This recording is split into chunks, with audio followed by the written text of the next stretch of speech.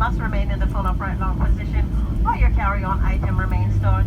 You may now use the cellular function of your small portable electronic device. Please make sure that your carry-on item remains stored. Be careful to open those overhead bins. Items tend to shift around during flight and they could fall out.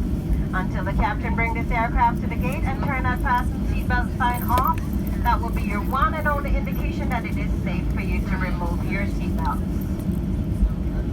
And if you're connected to another Southwest destination, please go out and check the TV monitors for your accurate flight and gate number. Gates may change due to operational needs. We will be doing ground service here in Fort Lauderdale, so if you're traveling with any small children or anyone that you're supervising, please do stay clear of the front and back service doors. It's certainly been a pleasure serving you today. We know you have many choices when it comes to air travel, and we do want to thank you so much for choosing us here at Southwest Airlines. Please go out, buckle up, be safe, be kind to one another, let someone know that you do love and care for them now and forever, and please keep in mind that one small act of kindness may save or change someone's life. Remain seated with your seatbelt securely fastened until the aircraft comes to the gate and the captain carries the fasten seatbelt sign off.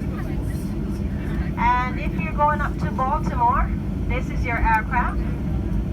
Please remain in your original seat. Nina is going to come from the back and count you. Once we get an accurate crew count, at that time you will know, we'll let you know. You may stand and stretch your legs. Again, if you're going to Baltimore, remain in your original seat. Allow the local passengers to deplane. Welcome to Fort Lauderdale.